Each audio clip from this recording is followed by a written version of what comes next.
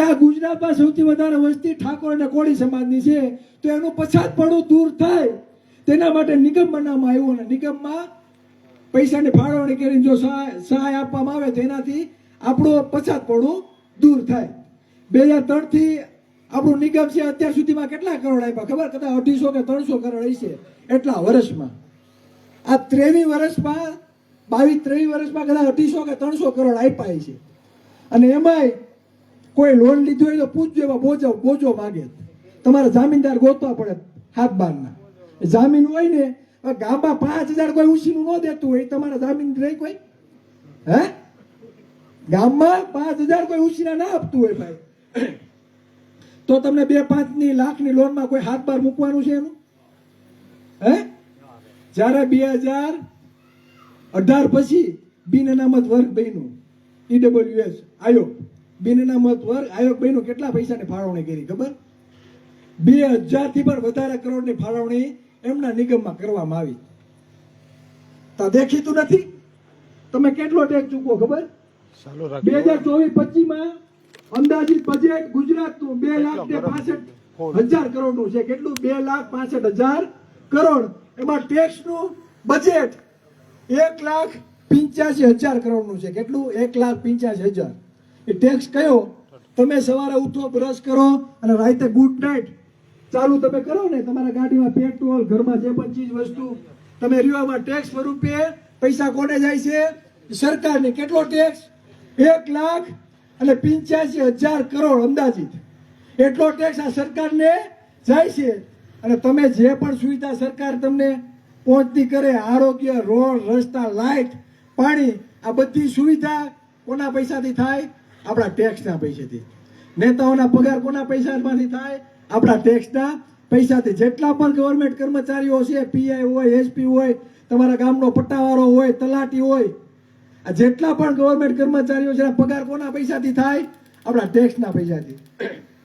અંદાજિત પર વ્યક્તિ દીઠ વર્ષના 27,000 રૂપિયા તમે કોને ટેક્સ ચૂકવો છો? સરકારને. તમારા ઘરમાં 4 સદસ્ય હોય 18 વર્ષથી ઉપરના, એટલે તમે 1 લાખ ઉપર તમે ટેક્સ કોને આપો છો? સરકારને. એટલે ટેક્સના પૈસા સૌથી વધારે આપણા. આ ગુજરાતમાં 7 કરોડની વસ્તી છે. કેટલી? 7 કરોડની. એમાં 2.5 થી 3 કરોડની વસ્તી તો કોળી ઠાકોરની છે. તો આપણે કેટલો ટેક્સ ચૂકવતા હશું?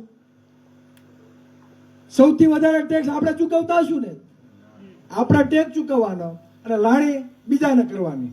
એટલે આપણા ટેક્સના પૈસા અન્યના દીકરા લીલા લેર કરે અને તમારા દીકરા શું કરે? કોકની વાડીએ દાડીએ જાય. સમજાય છે હું કહું છું?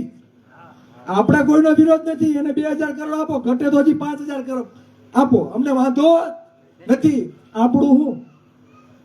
આપણે હું કોઈના વાહિંદા કરવા આવ્યા છીએ? કહેવાનો મતલબ એ આ કઈ કોણીએ ગોળ ચોપડવામાં આવ્યા નથી.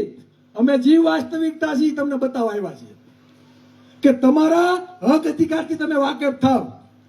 જો આ ગુજરાતમાં સૌથી વધારે કોળી, ઠાકોર અને ઓબીસી ના મત હોય તો સિંહાસન ગુજરાતનું આપણા બાપનું હોવું જોઈએ. આ સાથી ઠોકીને કહું. અને ચિરાગ ઝાલા કોળીની વાત કરે, ઓબીસીની વાત કરે તો જ્ઞાતિવાદી. અને આઝાદી પછી તમે 8-8, 6-6 વખત મુખ્યમંત્રી બની ગયા તો એ જ્ઞાતિવાદી નહીં. હે? અરે સમાજમાં 17 વખત જ્ઞાતિવાદી છીએ. જેને જ્યાં ખીલા મારવો હોય ને મારી લઈ. 35% આપણી વસ્તી છે તો 35% સમુદાય પીડાય છે. એને હક અધિકારો નથી મળતા. એટલે આજે માત્ર સામાન્ય કોન્સ્ટેબલની તમે એક્ઝામ લઈ લો, દોડના માર કાઢી નાખ્યા. ખબર છે તમને? પોલીસ કોન્સ્ટેબલના દોડના માર કાઢી નાખ્યા. દોડના માર્ક 25 મળતા. 25 ગુણની એક્ઝામ દોડમાં 25 માંથી 25 લઈ આવવાના. 2022માં 70% ઉમેદવારો એવા હતા, 70% ઉમેદવારો એવા હતા ઓબીસી સમાજમાંથી 25 માંથી 25 ગુણ લઈ આવતા 2022માં. આ લોકોને ખબર પડી ગઈ. આહિર, ભરવાડ, કોળી, ઠાકોર, પ્રજાપતિ, દેવી પૂજક, ઓબીસી, એસસી એસટી ના દીકરાઓ દોડીને છે ને 25 માંથી 25 ગુણ લઈ આવે છે. નિગતના મેરિટ બનાવી જાય છે અને એનું સિલેક્શન કોન્સ્ટેબલમાં થઈ જાય છે. એટલે એને શું કહ્યું? દોડના માર્ક જ કાઢી નાખ્યા. તો કોને નુકસાની? કોને નુકસાની? આપણે શિક્ષણની તો બહુ મોટી વાતો કરીએ, સમૂહ લગ્ન થાય, સ્નેહ મિલનના કાર્યક્રમ થાય, બાળકોના ઇનામ વિતરણના કાર્યક્રમ થાય, બાળકોને હાર પહેરાવે, બાળકોને સીલ આપીએ, પણ તમારા બાળકોની નોકરીઓ ખવાય છે ત્યાં તો કોઈ અવાજ નથી ઉઠાવતું. બીજું, હમણાં નીટનું પેપર ફૂટ્યું, ખબર? નીટનું પેપર ફૂટ્યું ને, હવે આમાંથી નીટની એક્ઝામ દેવાવાળા કેટલા તમારા ગામમાંથી? વિચાર કરો. હવે હું તમને નીટની સિમ્પલ માહિતી આપી દઉં. નીટની પરીક્ષા આપો ને એટલે તમે મેડિકલ ક્ષેત્રમાં તમારે MBBS થવું હોય, BHMS થવું હોય તો તમે કરી શકો. મેરિટના આધારે એમાં સિલેક્શન થાય. આ ગુજરાતમાં 40 મેડિકલ કોલેજ છે. કેટલી? 40. એમાં 4 જ સરકારી, બાકી બધી પ્રાઇવેટ. હવે તમારા દીકરો કદાચ 1-2 માર્કે કે પોઈન્ટે રહી ગયો હોય, સરકારી શાળામાં કોલેજમાં વારો ન આવ્યો અને પ્રાઇવેટમાં એડમિશન લેવું, તમારા બાળકને MBBS ડોક્ટર બનાવવો હોય ને કે BHMS ડોક્ટર બનાવે, કેટલા પૈસા જોઈએ ખબર? 1 કરોડ હોય તો તમારા દીકરાને તમે ડોક્ટર બનાવી શકો. આમાં કોઈની કેપેસિટી હોય તો કયો મને કે ડોક્ટર બનાવો મારા દીકરાને, બોલો. હે? 2-3 જગ્યાએ મીટિંગ કરી, બધાને કીધું કેટલા બાળકો નીટની એક્ઝામ આપી? કોઈ નહીં. એટલે પણ કંટ્રોલામાંથી આપે નીટની એક્ઝામ. આપણી કેપેસિટી જ નથી આપણા બાળક પાસે 1 કરોડ રૂપિયા બગાડવાની, તો નીટની એક્ઝામ આપીને શું કરવાની? સમજાય છે હું કહું? શિક્ષણ એ આપણો અધિકાર છે, ભીખ નથી. 250-300 રૂપિયા દાડીએ જાય સેવાળાનો વ્યક્તિ અને કરોડપતિ કે અબજોપતિનો જે પણ દીકરો હોય ને એને એક જ સરખું શિક્ષણ મળવું જોઈએ, એ આપણો અધિકાર છે, આ ભીખ નથી. તો શિક્ષણમાં અસમાનતા છે કે નહીં? કેમ સરકાર એમ નથી કહેતી જેટલી સરકારી ગુજરાતી મીડિયમ સ્કૂલો, ગુજરાતી સ્કૂલો છે બધી બરાબર, ચાલો આપણે ઇંગ્લિશ મીડિયમ કરી દે, આવું કીધું કોઈ દી? બાકી જે લોકો પોતાની જાતિને ઊંચા ગણાવે છે, જે પૈસા ટકે સદ્ધર છે ને એના બાળકોને બરાબર ઇંગ્લિશ મીડિયમમાં ભણાવે છે. શેમાં ભણાવે? ઇંગ્લિશ મીડિયમમાં. સરકાર એમ કેમ નથી કે ચાલો બધી સ્કૂલોને ઇંગ્લિશ મીડિયમ હોતાને કરી નાખે, જેને ગુજરાતીમાં ભણવું હોય ગુજરાતીમાં, ઇંગ્લિશમાં ભણવું હોય તો ઇંગ્લિશમાં. નહીં કરે. હું કામે? અંગ્રેજી શિક્ષણ છે એ સિંહણનું દૂધ છે, જે પીવે એ ગર્જના કરે.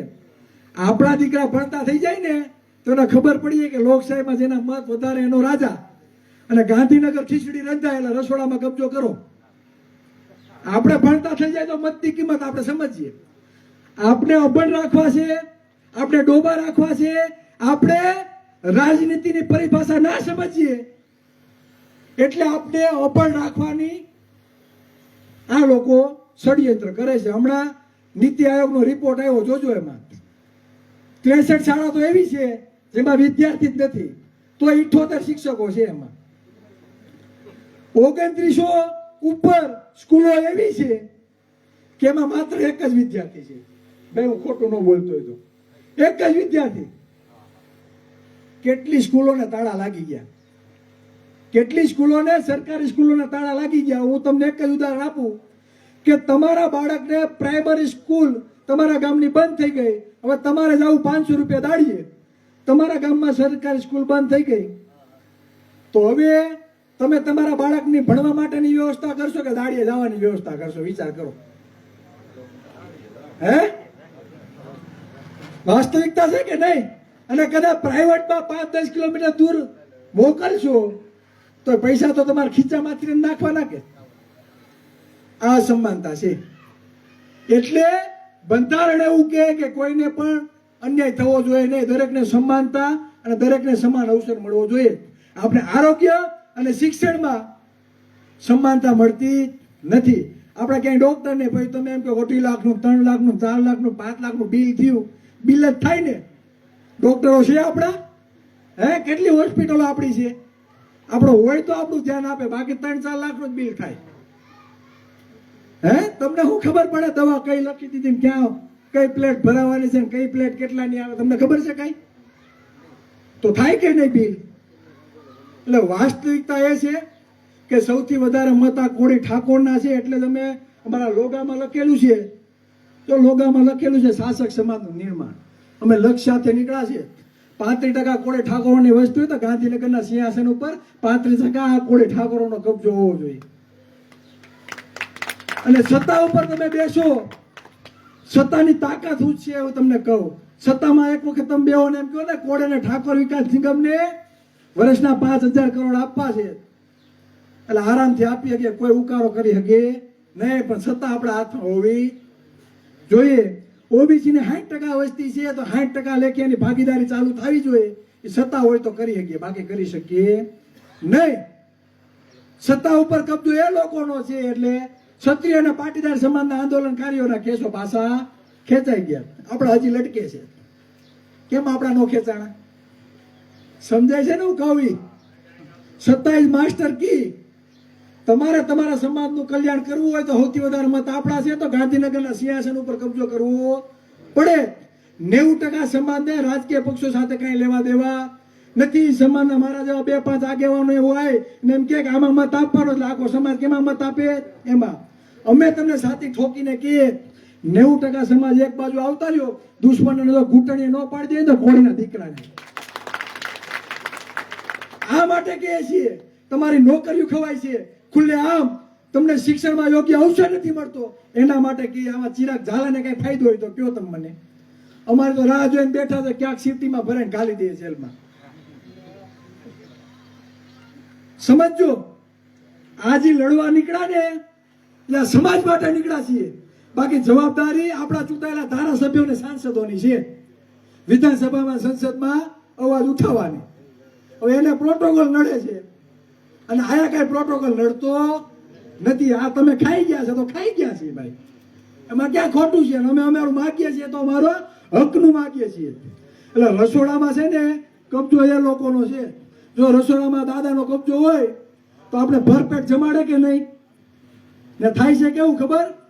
મારા બેટા સરકારમાં બેન 5-5, 25-25 હજાર, 30-30 હજાર કરોડ પોતાના ચોક્કસ સમુદાય માટે વાપરે. શિક્ષણ ધામ બનાવવા માટે પૈસા આપે, હોસ્પિટલ બનાવવા માટે પૈસા આપે. અને આપણા જાય ને એટલે શું કે ખબર? આયા કે ભંડાર ખૂટી ગયા, દરવાજો બંધ. શું કે રેશન કાર્ડ છે ને, જાઓ રેશન કાર્ડ ની દુકાનથી ઘઉં ચોખા અને ઘાસલેટ લઈ આવો, એટલે આપણે લાઈનમાં ઉભું રહેવાનું. આ વાસ્તવિકતા છે, બરાબર? અને અહીંયા કોઈને કોણીએ ગોળ ચોપડવા આવ્યા નથી. માતાજીએ કુદરતે તમારી કુળદેવીએ તમને બુદ્ધિ આપી છે. ચિરાગભાઈ કેટલું સાચું કે ચિરાગભાઈ કેટલું ખોટું કે એ ગ્રહણ કરવાની શક્તિ કેનામાં હોવી જોઈએ? તમારામાં હોવી જોઈએ. અત્યાર લગી બધા છે ને કોણીએ ગોળ ચોપડીને વયા ગયા, આપણે સાઈટે રાખ્યા. એટલે આપણી આ હાલાકી છે. અને આપણી હાલત કેવી થઈ ગઈ? पिंजरे में बंद मुर्गों की तरह, जिसकी बारी आती है वही चिल्लाता है, बाकी तो सब दाने चुनने में व्यस्त है. कसाईनी दुकाने जाओ ने એટલે મુર્ગા પડ્યા હોય અને કસાઈના દાણા નાખ્યા રાખે, ઓલા ખાવામાં જ વ્યસ્ત હોય. જેનો વારો આવે ને ડોકી ઉપાડ એટલે જેનો વારો આવી ગયો હોય ને હલાલ થવાનો એ કાવકારા કરવા માંડે અને કસાઈ કાપી નાખે. એટલે આપણી હાલત એવી છે જેના ઉપર પડે ને એ કાવકારા નાખે કે અન્યાય થયો. એટલે બીજાના ભાણામાં માખી છે તો ભલે પડી એવું ના વિચારતા.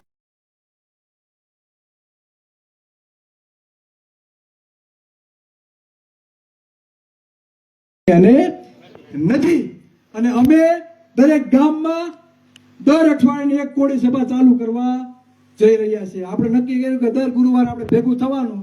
તમારે ક્યાંય જવાનું નથી, તમારે તમારા ગામમાં ભેગું થવાનું છે. વિષય અમે આપશું. કામ શું છે, મામલતદાર કચેરીનું કામ શું છે, તાલુકા જિલ્લા પંચાયત ગ્રામ પંચાયતના કાર્યો શું છે, આ બધું આપણે શીખવાડશું. કાલ સવારે ચિરાગ ઝાલાને ફોન કરવાની તમારે જરૂર ના પડે. આપણે એવા યુવાનો તૈયાર કરવાના છે કે ચિરાગ ઝાલાની કોઈની જરૂર ન પડવી જોઈએ સમાજને. ભાઈ તમારા ગામમાં 2-5 ચિરાગ ઝાલા તૈયાર કરો. ચિરાગ ઝાલાની શું જરૂર ભાઈ આપણે? પણ તમારે નીડર બનીને કાયદો શું છે જાણવું પડે, વાસ્તવિકતા શું છે સમજવી પડે. તમારા ગામ તમારા કુટુંબનું કામ તમે ખુદ કરતા થવા જોઈએ. પણ એ પરિવર્તનનો સમય લાગે. તો દર અઠવાડિયે એક કોળી સભા અમે કરવા જઈ રહ્યા છો. બધા તૈયાર? અઠવાડિયાની ખાલી 1 કલાક તો તમે સમાજ માટે આપી શકો કે ના આપી શકો? અને અમારી જવાબદારી તમારા ગામમાં એવા નેતૃત્વ તૈયાર કરવાની કે તમારા ગામનું કોઈ બી સમાજનું કામ હોય સાથે ઠોકીને તમારા ગામના યુવાનો અને વડીલો સાથે ઠોકીને કરીને આવે. ચિરાગ ઝાલાની કોઈની જરૂર પડે નહીં.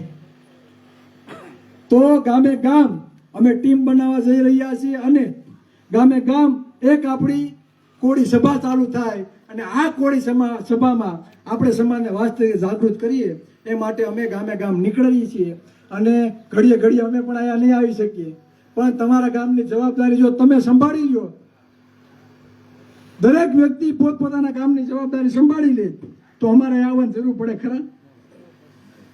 અને હું તમને લાઈવ છે માધ્યમથી કહી દઉં, ઉમરાળા વિધાનસભા લાગે ને, કદાચ અનામત જાય છે અને સૌથી વધારે મત કોના છે આ સીટ ઉપર? ભાજપ, કોંગ્રેસ આ બધી ગઈ તેલ લેવા. ચહેરો તૈયાર કરો, બરાબર. આપણે નવો ચહેરો વિધાનસભા મોકલવાની તૈયારી આજથી ચાલુ કરી દઈએ. ટિકિટોની ભીખ માંગશો ને, એ નેતા ચૂંટાઈને આવશે. નેતા અત્યાર લગી કોને પસંદ કર્યા? રાજકીય પક્ષોએ ટિકિટ આપેલા, આ તમારો નેતા, આપણે સ્વીકારી લીધો. પણ જેથી સમાજ નેતા પસંદ કરશે ને તેથી તમારો ઉદ્ધાર થાય. સમજાય છે હું કવિ? રાજકીય પક્ષોએ અત્યાર લગી નેતા પસંદ કર્યા એટલે એના પ્રોટોકોલ નડે છે અને એના મકાન બદલશે, એની બાયડીઓ બદલશે, એના જોડે બદલશે, તમારું કઈ નહીં બદલે. એટલે તમારો ઉદ્ધાર કરવો હશે તો તમારે તમારો નેતા ખુદ પસંદ કરવો પડશે, તો એ વિધાનસભામાં જઈને તમારા હક અધિકારો માટે અવાજ ઉઠાવશે. એટલે હું તમારી પાસે આશા રાખું, આજુબાજુના તમારા હગા વાલા, હાહરિયા, મોહાર, જ્યાં પણ તમારા કોન્ટેક્ટ હોય, ફોન કરીને ગયો તમારા ગામમાં ટીમ તૈયાર કરવાની ચાલુ કરી દો. અને સત્તા ઉપર એક વખત પહોંચી ગયા, હું છાતી ઠોકીને કહું કે દુશ્મનો છે ને ઘૂંટણીએ પડી જાય ને તમારા જે પણ હક અધિકારો છે ને એ સત્તા એ આપી શકશે, બીજું કોઈ આપી શકશે નહીં. તો ગુજરાતમાં સૌથી વધારે મત કોળી ઠાકોરના છે. બાબા સાહેબ આંબેડકરે એવું કીધું કે જાઓ अपनी दीवारों पे लिख दो કે तुम इस देश के शासक हो. તો કોના માટે લખ્યું? આપણા માટે લખ્યું. સમજાય છે? આપણા માટે લખ્યું છે. પણ આ કોળી ઠાકોર છે એ જ સમજવા માટે તૈયાર નથી. કોકના વાહિંદા જ કરવા હે અને કોકની વાહે જ ફરવું છે, તો આપણો ઉદ્ધાર ક્યાંથી થવાનો?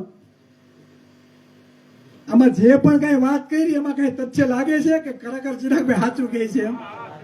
અત્યાર લગીમાં એક પણ નેતા આવી વાત કરી તમને કોઈ કયું હોય તો હાથ અદ્ધર કરો? હે કોઈ કયું છે?